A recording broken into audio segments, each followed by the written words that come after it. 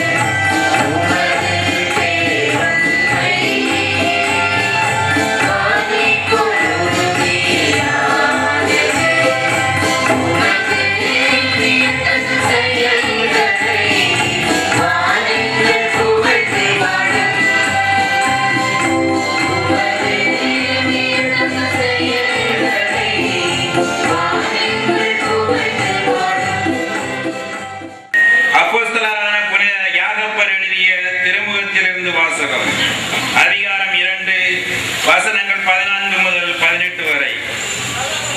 என் சகோதரர்களை, தன்னிடம் விசுவாசம் உண்டு என சொல்லுகிறவன் செயலில் அதை காட்டாவிட்டால் அதனால் பயன் என்ன?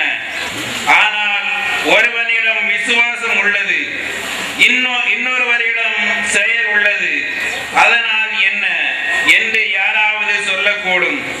செயல்கள் இல்லாத அந்த விசுவாசத்தை எனக்கு காட்டு, நான் அதை செயல்களை கொண்டு என் விசுவாசத்தை உனக்கு காட்டுகிறேன். இது ஆண்டவரின் அருள்வாக்கு.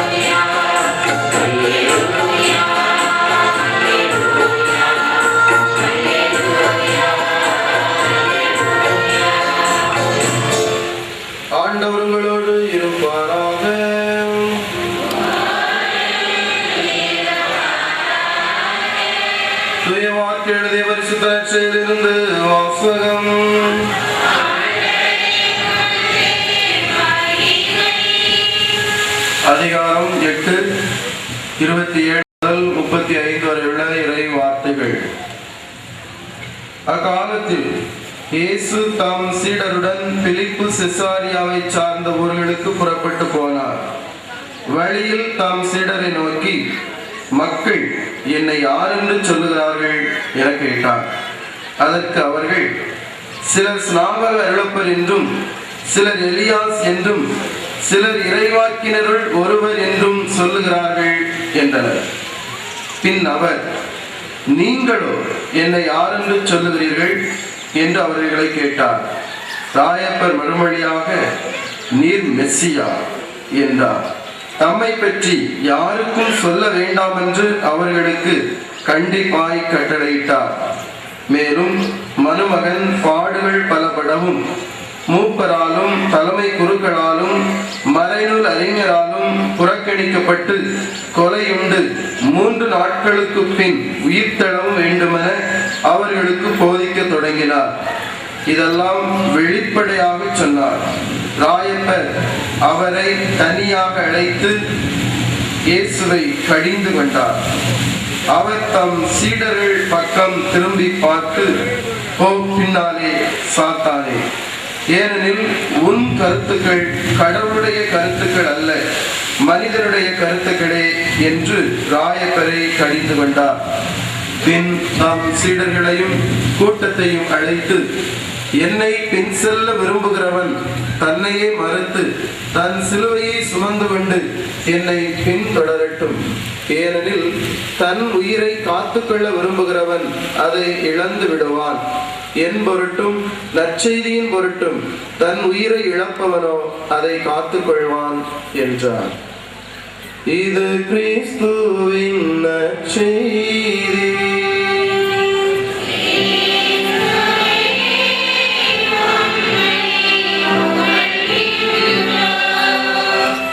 இயேசுவில் அன்புக்குரியவர்களே, அன்பு குழந்தைகளே, அன்னையின் மீது பற்றுறுதி கொண்டு ஆர்வத்தோடு விடாமுயற்சியோடு ஒற்றுமை உணர்வோடு தியாக உள்ளங்களோடு இங்கு அமர்ந்திருக்கின்ற அன்பு இறை மக்களே, உங்கள் அனைவருக்கும் முதற்கண் வணக்கத்தையும் நம்முடைய அன்னையின் மணல் அன்னையின் விழாவில் இங்கு வருகை தந்திருக்கின்ற சாத்தை மறைவட்ட முதன்மை தந்தை, நமது பங்கு தந்தை மற்றும் இங்கே வருகை தந்திருக்கின்ற தந்தையர்கள், அருள் அன்னையர்கள் அனைவரின் சார்பாக திருவிழா நல்வாழ்த்துக்களையும் மகிழ்ச்சியோடு தெரிவித்துக் கொள்கின்றேன். இந்த ஒரு மகிழ்ச்சியான விழா சூழலிலே 2 நிகழ்வுகள் நடக்கின்றன. ஒன்று நம்முடைய ஒன்று கூடுதல், இரண்டாவது சந்திப்பு. ஒவ்வொரு கூட்டத்திலையுமே இது நடக்கிறது. குறிப்பாக இவ்வகை திருத்தல விழாக்களில் இந்த 2ம் நடக்கின்றன. இரண்டாவதாக, இந்த அன்னை இவ்வளவு போற்றுதற்குரியவராக, நாம் எல்லாரும் நன்றி செலுத்துவதற்கு தகுதி பெற்றவர்களாக, உயர்வு நிறைந்தவர்களாக இருக்கிற அந்த அன்னையின் விழாவை கொண்டாடுவதற்காக, இந்த அன்னையை தாயாக ஏற்றுக்கொண்டு வாழ்கின்ற இந்த வாழ்க்கையை நாம் வாழ்ந்து கொண்டிருப்பதற்காக நாம் இன்னொன்றை நாம் செய்தாக வேண்டியிருக்கிறது. அதுதான் நமது வாழ்வை அன்னையின் வாழ்வோடு உரசி பார்த்து என்னென்ன செய்ய வேண்டும், என்னென்ன செய்யக்கூடாது என்பதை செய்கின்ற ஒன்று. எனவே நாம் திருப்பதியிலே சொல்கிறோம், நான் இதுவரையில் செய்த அந்த குற்றம் குறைகள், என்னுடைய சிந்தனை, சொல், செயல் அனைத்தும் அப்படி என்றால் என்னுடைய கடந்த கால சிந்தனை, கடந்த கால சொல், கடந்த கால செயல் இவையெல்லாம் எவ்வாறு அமைந்திருக்கின்றன, எதன் அடிப்படையில் அமைந்திருக்கின்றன, அன்னையின் வாழ்க்கையை உரசி பார்க்கின்ற பொழுது இது நன்மையாக அமைந்திருக்கின்றனவா அல்லது தொடர்ந்து தீமையாகத்தான் இருக்கின்றனவா என்பதை நாம் ஆய்வு செய்து பார்த்து நம்மை திருத்திக் கொள்கிறோம், சீர்படுத்திக் கொள்கிறோம். நாம் சீர்படுத்திக் கொண்டு இனி நல்வாழ்வு வாழ்வோம் என்று ஒரு உறுதியை ஏற்றுக்கொள்கிறோம் என்பது இரண்டாவதாக நடக்கிறது. மூன்றாவதாக, இது மட்டுமல்ல, நாங்கள் சீர்படுத்திக் கொள்கிறோம் என்கிற உறுதியின் அடிப்படையில், நாங்கள் நன்றி உணர்வோடு இருக்கிறோம் என்கிற அந்த நம்பிக்கையின் அடிப்படையில், அன்னையே எங்களது வாழ்வை நாங்கள் உங்களிடம் கொடுக்கின்றோம். நீர் எங்களுக்கு என்ன செய்ய வேண்டுமோ, எவ்வாறெல்லாம் வழிநடத்த வேண்டுமோ அதை செய்யும். அன்னையிடம் நேரடியாக இது எங்களுக்கு வேண்டும், அது எங்களுக்கு வேண்டும் என்று நிர்பந்திக்கின்ற ஒரு விசுவாசம் அல்ல. இதுதான் எங்கள் வாழ்க்கை, நான் மனம் திறந்து உம்மிடம் சொல்கிறேன். அடையாளமாக இங்கே ஒரு சுரூபமாக ஒரு மணல் அன்னையாக இருக்கிறீர்களே, உங்களிடம் கண்ணீரோடோ கவலையோடோ எங்களுடைய தேவைகளை எல்லாம் நாங்கள் கொட்டுகிறோம்.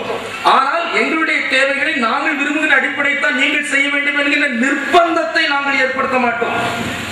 நீங்கள் எங்களது வாழ்வை முழுமையாக அறிந்து நாங்கள் என்ன எவற்றையெல்லாம் பெற்றுக்கொள்வதற்கு தேவையாக இருக்கிறதோ, எவற்றையெல்லாம் பெற்றுக்கொள்வதற்கு நாங்கள் தகுதி படைத்தவர்களாக இருக்கிறோமோ அதை நீங்கள் தாருங்கள் என்கின்ற அந்த திறந்த உள்ளத்தோடு பரிந்துரைகளை கேட்டல், அவருடைய வழிகாட்டுதல்களை கேட்டல் என்பதை நாம் மூன்றாவதாக செய்கிறோம்.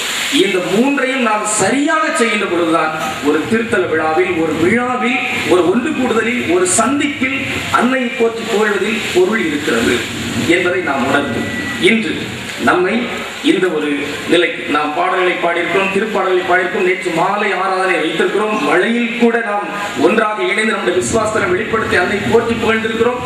மிக்க மகிழ்ச்சி, நன்றியை நாம் செலுத்திவிட்டோம். நேற்று அருளுரை கேட்டிருக்கிறோம், நேற்று வாசகங்கள் கேட்டிருக்கிறோம், இன்றைய வாசகங்கள் கேட்டிருக்கிறோம். இந்த வாசகங்களின் அடிப்படையிலே என்ன செய்ய வேண்டும், என்ன செய்யக்கூடாது என்கின்ற செய்தியை நாம் மனதிலே உள்ளத்திலே பதித்து வைத்திருக்கின்றோம். இவற்றின் அடிப்படையில் இப்பொழுது ஆய்வு செய்து கொண்டிருக்கிறோம். இந்த ஆய்வு செய்ய வேண்டும். இந்த நாள் முழுவதும் இங்கே கூடியிருக்கிறோம் என்றால் மாலை இன்னிசை கச்சேரியை பார்ப்பதற்காக இது கூடவில்லை. மாறாக இந்த நாள் முழுவதும் இந்த மணலில் நாம் அமர்ந்து புதைந்திருக்கிற இந்த தன்னையை வெளிப்படுத்தி கொண்டு வந்தார்களே. முன்னுரையில் தந்தை அவர்கள் சொன்னது போல நமது உள்ளத்தில் கிடக்கின்ற அனைத்துமே வெளிப்படுத்தி வந்து அன்னையின் முன்னால் உட்கார்ந்து உரசி பார்த்து நாங்கள் செய்ய வேண்டியவற்றையெல்லாம் நாங்கள் எடுத்துச் செல்கிறோம், செய்யக்கூடாதெல்லாம் புதைத்து வைத்து செல்கிறோம் என்கின்ற அந்த உணர்வை இந்த நாள் முழுவதும் நாம் செய்ய வேண்டும். அதற்கான ஒரு முயற்சி நாம் இன்று எடுத்தாக வேண்டியிருக்கிறது. எனவே அன்புக்குரியவர்களே, இந்த அடிப்படையில் நாம் உரசி பார்ப்பதற்கு அன்னையினுடைய அந்த இயல்பு நேற்று நமக்கு நல்ல உதவியாக இருந்திருக்கிறது. இன்று அடிப்படையில் ஒரே ஒரு கருத்தை மட்டும் சிந்திக்கின்ற வாசகங்களின் அடிப்படையில் பார்க்கின்ற பொழுது நாம் இந்த நன்மைகளை எல்லாம் செய்கின்ற பொழுது நம்மை எதிர்த்து நிற்பவன் எவன் என்கின்ற ஒரு கேள்வியோடு இன்றைய முதல் வாசகம் முடிந்தது. இரண்டாவது வாசகத்தில் நம்முடைய விசுவாசம் செயல்பாடுள்ள விசுவாசமாக இருக்க வேண்டும், செயலற்ற விசுவாசம் என்பது செத்த உயிரற்ற விசுவாசமாக இருக்கும் என்று அது வந்தது. நாம் எல்லா நம்முடைய வாழ்வையே முழுமையாக கையளிப்பதில் தான் நம்முடைய விசுவாசம் அடங்கியிருக்கிறது என்று நம் நற்செய்தி வாசகம் நமக்கு எடுத்துரைத்தது.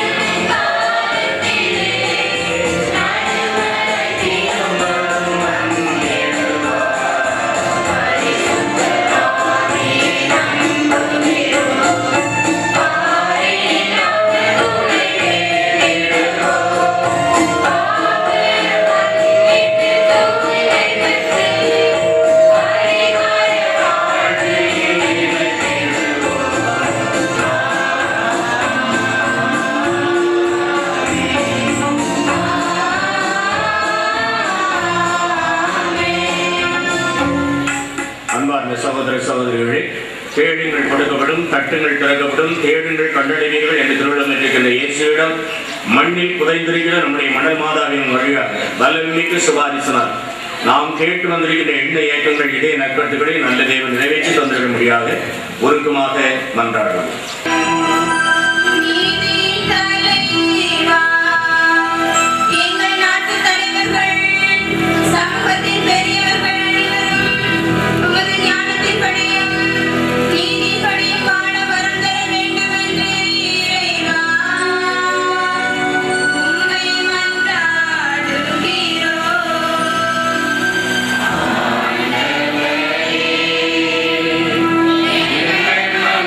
Thank you.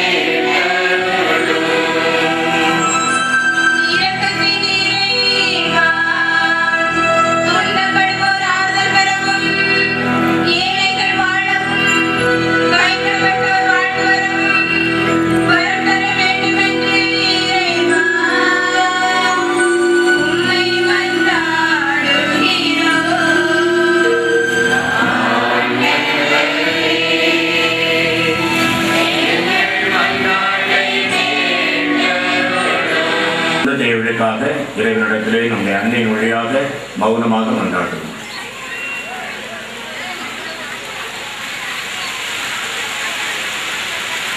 எல்லாம் இறைவா, அனைத்தையும் படைத்து பாதுகாக்க நீங்கள் எவழும் அழிவுற விரும்புவதில்லை. எனவே நம்பிக்கையோடு உம்மிடத்தில் கேட்டிருக்கிறோம், தந்தரிடம் தட்டுகிறோம், திறந்தரிடம் தேடுகிறோம், கண்டடைச்சதரிடம் எங்கள் ஆண்டவராய் கிறிஸ்து வழியாமை கெஞ்சு மன்றாடுகிறோம். ஆமென்.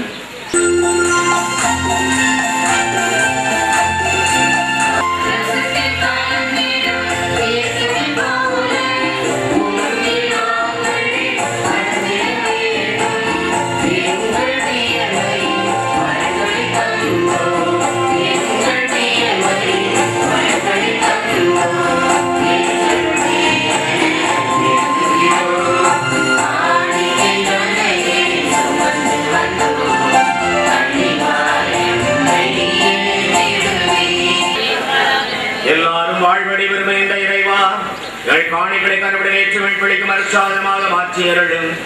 அதனாற்றலாலும் திருச்சபை அன்னையாம் கனிமறியாடி நண்பாலும் நாங்கள் மீது வைத்து உண்ட பெற்று மீட்பு பணியும் ஆர்வத்துடன் அன்னையோடு ஒன்றிக்கு உழைக்கை செய்தருளும். எங்கள் ஆண்டவராகிய கிறிஸ்து வழியாக உம்மை மன்றாடுகிறோம். ஆண்டவரோடு இருப்பாராக.